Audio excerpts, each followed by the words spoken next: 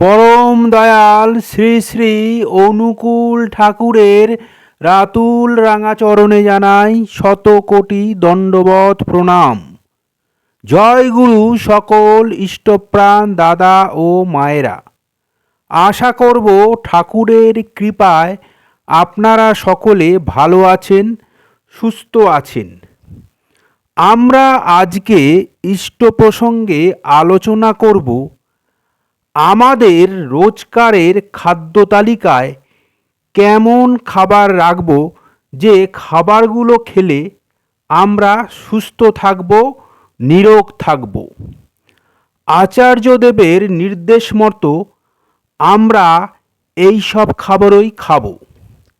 এই খাবারগুলো যদি আমরা না খাই তাহলে আমরা দিনে দিনে কিন্তু অসুস্থ হয়ে পড়ব, রোগাক্রান্ত হয়ে পড়ব। আমরা যদি অচল অবস্থায় বেঁচে থাকি তাহলে কি চলবে? বাঁচার মতো আমাদের বাঁচতে হবে, যাতে আমাদের শরীর দুর্বল হয়ে না পড়ে। দুর্বল হয়ে পড়লে আমরা কোনো ভারী কাজকর্ম করতে পারবো না। আমরা যদি ঠিক খাবার না খাই তাহলে আমাদের শরীরের আসল যে জিনিস অর্থাৎ আমাদের মস্তিষ্ক, তার বিকাশ হবে না। তাছাড়া আমাদের নানা রকম শারীরিক সমস্যার সৃষ্টি হবে। এইগুলো যাতে না হয় সেই বিষয়ে আজকে আমরা আলোচনা করব। আচার্যদেব আমাদের কেমন খেতে বললেন। বর্তমানে যে সমস্যাটা প্রায় অধিকাংশ মানুষেরই আছে সেটা হলো হাঁটু ব্যথা। হাঁটু ব্যথা, কোমর ব্যথার সৃষ্টি যাতে না হয় তার জন্য আমাদেরকে কেমন খাবার খেতে হবে? ফাইবার জাতীয়, ক্যালসিয়াম সম্পূর্ণ, প্রোটিন জাতীয় খাবার সবসময় আমাদের খাদ্য তালিকায় থাকা উচিত। ক্যালসিয়াম এবং ফাইবার ভীষণভাবে আমাদের শরীরকে সুস্থ রাখে, আমাদের পেট ভালো রাখে। যাদের পেট ভালো থাকে তাদের শরীরও সুস্থ থাকে। পেট থেকেই কিন্তু সমস্ত রোগের উৎপত্তি। তাই পেটকে আগে পরিষ্কার রাখতে হবে। আচার্যদেবের শ্রীমুখ থেকে মিশ্রিত কথাগুলোই আজকে আমরা আলোচনা করব। সাধারণভাবে বলা হয় প্রোটিন, মিনারেল সমৃদ্ধ খাবার খেলে আমাদের শরীর ভালো থাকবে। একজন মানুষের বাড়িতে গিয়ে তার রান্নাঘর, ঠাকুরঘর এবং বাথরুম দেখলে বোঝা যায় সে আদৌ শারীরিক, মানসিক এবং আধ্যাত্মিক সদাচার পরায়ণ কিনা। ছোলা খেলে আমার মন ভালো থাকবে নাকি আমন্ড খেলে, এই পর্যায়ে সূক্ষ্ম জ্ঞান আমাদের এখনও নেই। নিউট্রিশনটা কিন্তু ঠিকঠাক জরুরি। মন খারাপ হয়ে গেলে অনেকেই বিঞ্জ ইটিং বা কমফোর্ট ইটিং করে। আবার কেউ বা এমন পরিস্থিতিতেও প্রচুর খেয়ে নেন, তারপর বেডরুম আর বাথরুম করতে হয়, গলায় আঙ্গুল দিয়ে বমি করতে হয়, যাকে বলে বুলিমিয়া। দ্য রিফারেন্ট ফুড হ্যাবিটকে অ্যাডপ্ট করবার কথা বলেন পরম পূজ্যপাদ আচার্যদেব। খাদ্যগুণে ভরপুর মিলেটের কথা বলেন। হরপ্পা সভ্যতার যুগে যেসব চাষ করা হতো তার মধ্যে ছিল মিলেট। জোয়ার, বাজরা, রাগি ইত্যাদি কয়েকটি দানা শস্যকে একত্রে বলা হয় মিলেট। একসময় এটা ছিল ট্রাইবালদের খাবার, একথাও জানালেন তিনি। দরিদ্র মানুষেরাই মূলত খেতেন। এই মিলের যে খাদ্যগুণে ভরপুর সেটা অনেক পরে আবিষ্কৃত হয়েছে। একসময় চাহিদা কমে গিয়েছিল এর উৎপাদন। এখন সময় বদলেছে, খিদা বেড়েছে। 2023 সালকে রাষ্ট্রসংঘ আন্তর্জাতিক মিলেট বর্ষ বলে গ্রহণ করেছে। এর উদ্যোক্তা অবশ্যই ভারত। বাংলাদেশ, নেপাল, বেলজিয়াম, জার্মানি সহ বিশ্বের 130টি দেশ এই প্রস্তাব গ্রহণ করেছে। ভারতের বিভিন্ন জায়গায় 16 রকমের মিলেট চাষ হচ্ছে।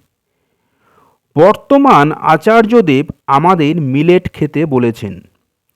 বাজার মূল্য এবং পুষ্টিগত গুণাগুণের পাশাপাশি অল্প বৃষ্টিপাতে প্রায় অনুর্বর মাটিতে মিলেট চাষ ভালো হয়। তাই অত্যাশ্চর্য খাদ্যশস্য বা মিরাকেল মিলেটও বলা হয়ে থাকে। মিলেট মূলত গ্লুটেন ফ্রি, তাতে শরীরে বাড়তি মেদ জমার সম্ভাবনাটা তৈরি হয় না। তাছাড়া এতে থাকে প্রচুর কার্বোহাইড্রেট, ভিটামিন ও খনিজ। তাই স্বাস্থ্য সচেতন মানুষেরা মিলেট আহার করে থাকেন। খাদ্য তালিকায় আরও কী কী থাকবে সেটাও বলে দিলেন তিনি।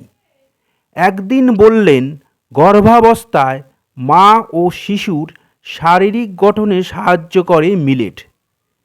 তিনি অনেক কিছুর পাশাপাশি পুষ্টিবিদ হিসেবেও আমাদের পথ নির্দেশ করেন। আজকের ডায়েটিশিয়ানদের প্রসঙ্গেও সমস্ত তথ্য তার জানা। এটা ভাবলে অবাক হতে হয়। ধানের যোগান কমলে মিলেট আমাদের অন্যতম আশ্রয় হয়ে উঠতে পারে। উদ্ভিজ্জ প্রোটিন, ফাইবার এবং অ্যান্টিঅক্সিডেন্টের গুণে ভরপুর এই খাদ্যশস্য রক্তে কোলেস্টেরল এবং শর্করার মাত্রা নিয়ন্ত্রণ করতে সাহায্য করে। নিয়ন্ত্রণে রাখে উচ্চ রক্তচাপও।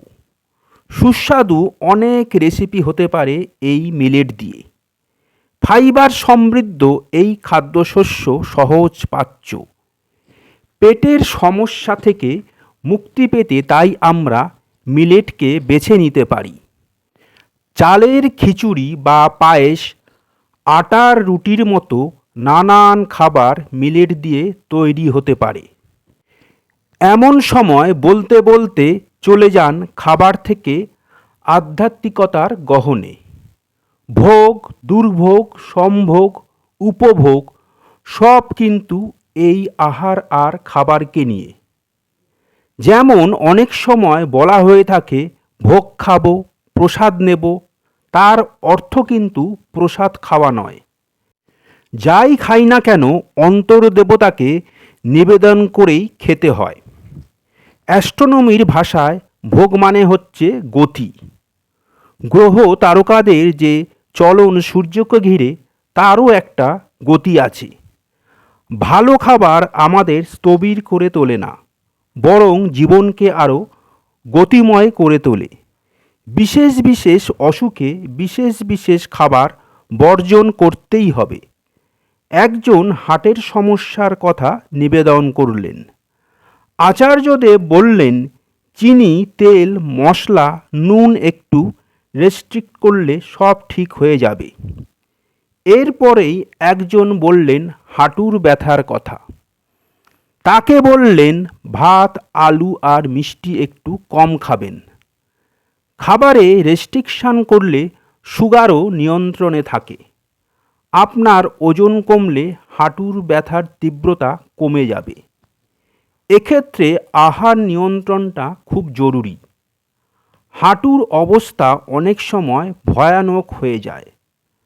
তখন নি রিপ্লেসমেন্ট ছাড়া উপায় থাকে না।